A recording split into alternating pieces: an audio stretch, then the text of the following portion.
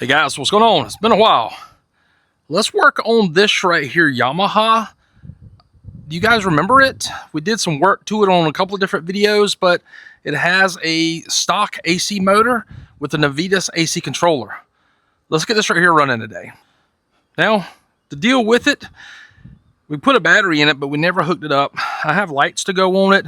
I want to clean it up some, maybe spray paint the undercarriage. And I have a back seat, needs to go on it as well, but I might have some interest in this right here to sell it. So I want to get rid of this right here. There'll be one less cart in my backyard because right now I have a fleet of carts back here and there's more behind the shed.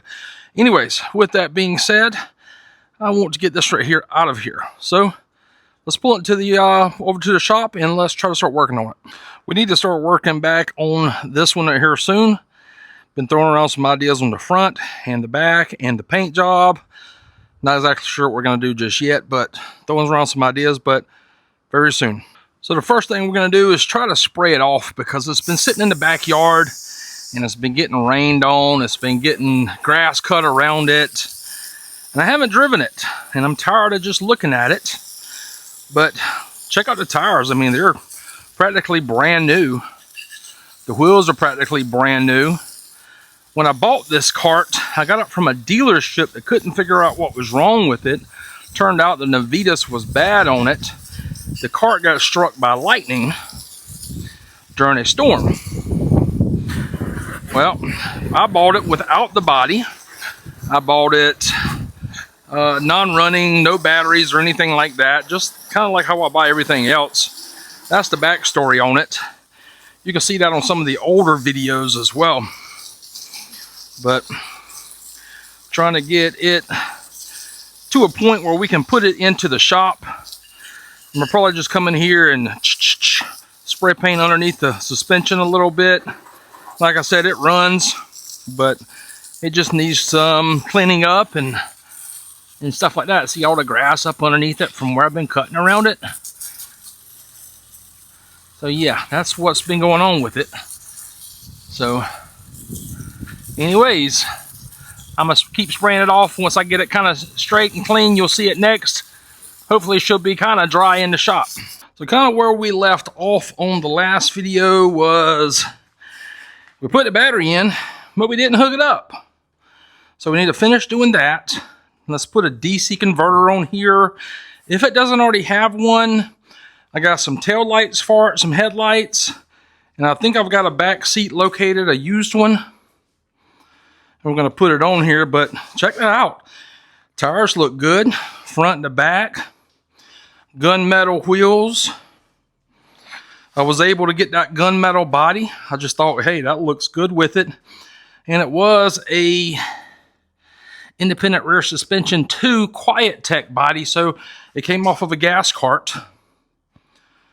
But, you know, this side tires look good, front and back. Rolls good, rolls easy, brakes work. I need to get it going and get it out of here and use the money towards other projects. So that's what we're going to do. I have a Yamaha seat back to go on it as well. So, yep, we need to get it rocking and rolling. Even check that out. Ford reverse switch for the gas. So it just lets you know this gas body fit it just well. So this is the light kit that I ordered. And check this right here out. I don't know if you can see it, if it's getting in there. But it was January when I got this right here light kit. So it's been close to, what, 6 months now? 5-6 months. So let's open it up and check it out. Pretty sure this was the cheapest light kit that I could find. Yep. I wasn't real happy with what the lights look like. But for what it is, I don't think this is a turn signal kit. There's the rear lights. Let's try to open them up. I'm not a fan, but somebody might be. And yeah, another tail light, another headlight, harness, on and off switch. This was not a turn signal kit. This is the only thing this cart needs if I'm just going to resell it. So will the lights fit? That's the thing. It's got this little notch here at the top, so I guess that slides in there. That doesn't look too bad. The black kind of goes with the gray and the other black accents. I like that a lot better. Headlights, well, they work as well because these holes were already on here. So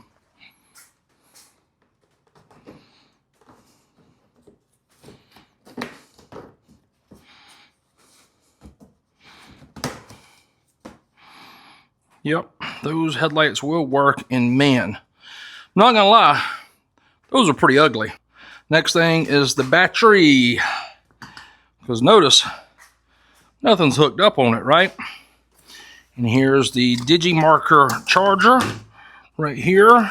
This was some sort of like a 12-volt plug, I think, or charger plug. Not sure I remember. Nope, that's the charger plug there. This is a 50 amp power supply. It's got a little small Anderson connector on there. This looks probably for the gauge. This was the big old gauge.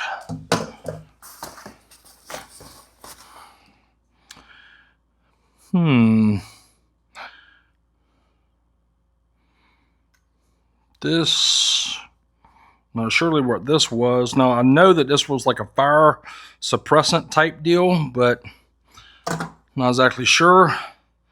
That went to this, don't it?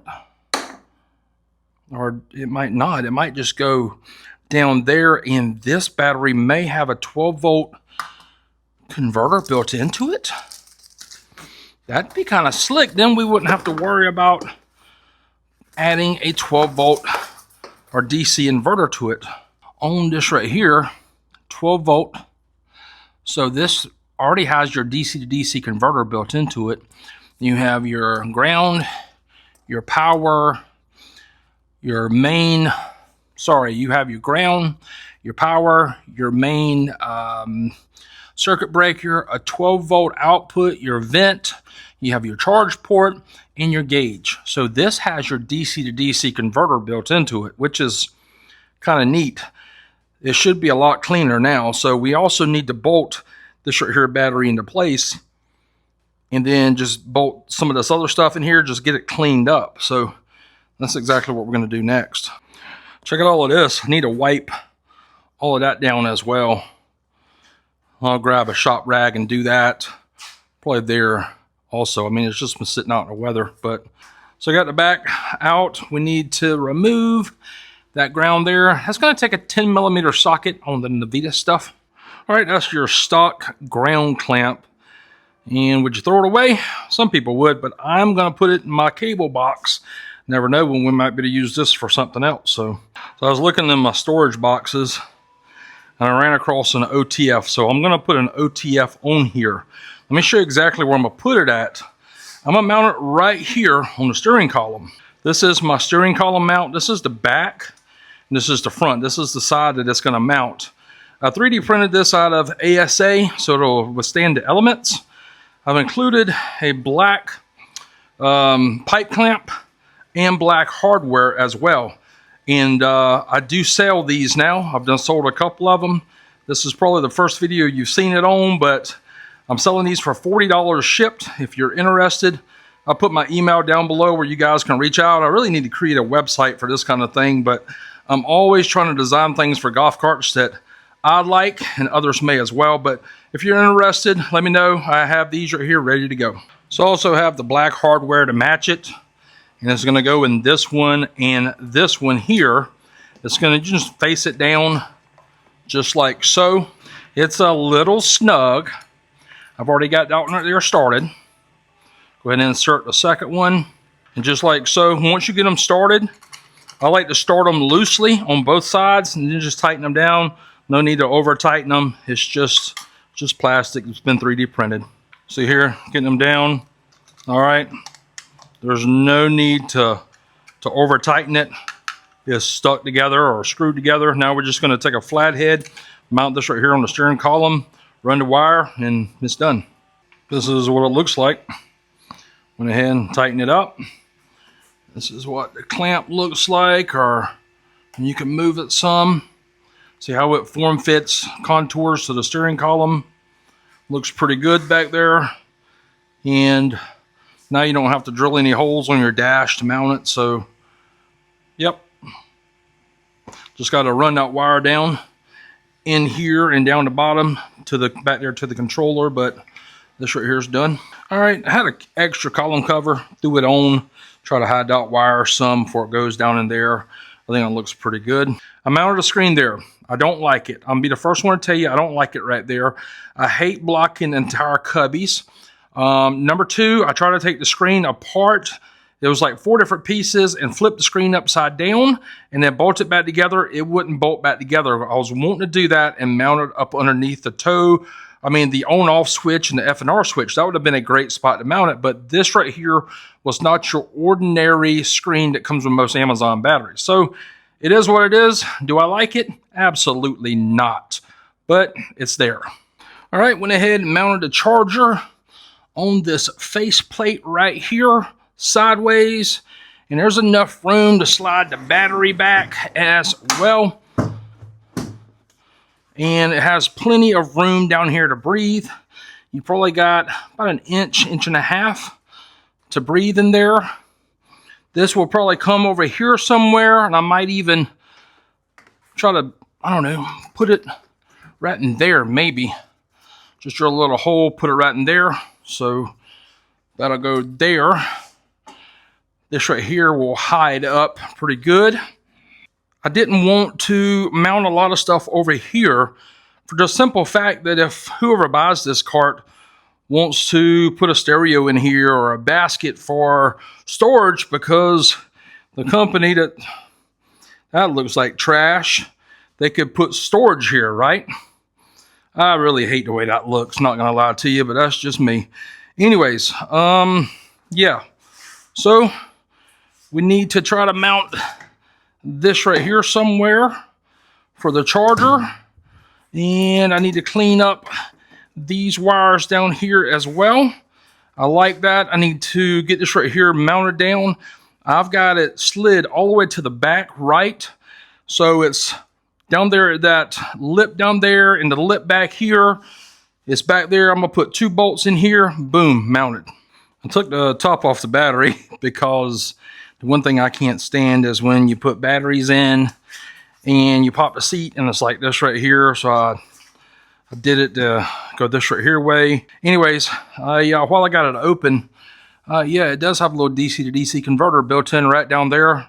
Not exactly sure of the amperage or wattage of it, but I'm gonna put this cover back on it. That's the only reason I took it off, was to flip it upside down, because I like to be able to open the seat and read the things. I don't like to, you know, wishy-washy. But anyways, let's put it back together. All right, once you lift the seat up, you can read the battery. I like that. You can read the charger. I like that. All the wires are pretty much out the way. In case they want to put something over here, they can. And the next thing we're going to do is get these lights on. All right, got the back lights ran. Everything's ran.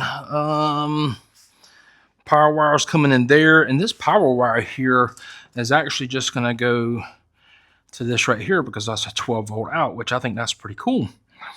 I might even cut these wires down. I don't know. It's going to shorten them up, but might not. Everything else is ran. I need to run this switch up there through that switch hole right there. I'll probably end up doing that. Put the cover back on, get the lights on, check it out. All right, just connected this right here. Ran my switch. Headlights are working. This is what the headlights look like. Doesn't look bad. Tail lights. Yep, they look pretty good too. Now I'll go ahead and secure everything with the tabs that's included for the lights, and we can start putting it all back together. All right, so the last thing I got to do is get the battery bolted in. I'm just going to put 2 bolts in there. We're going to be done there. I need to go pick the back seat up. It's at work.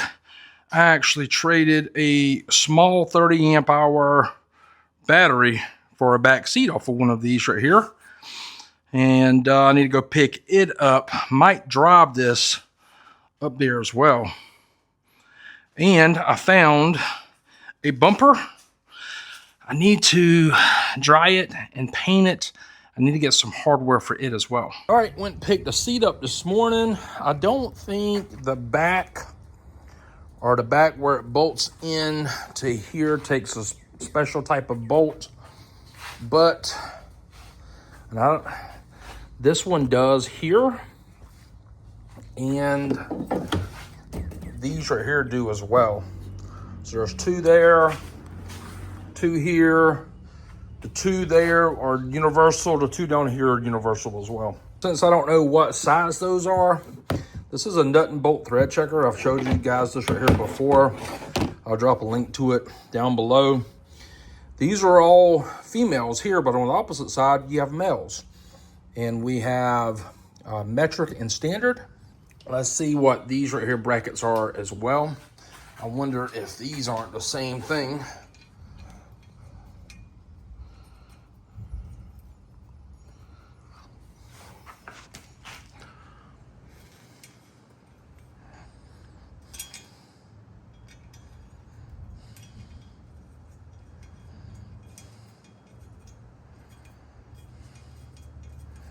Yep, those are the same thing.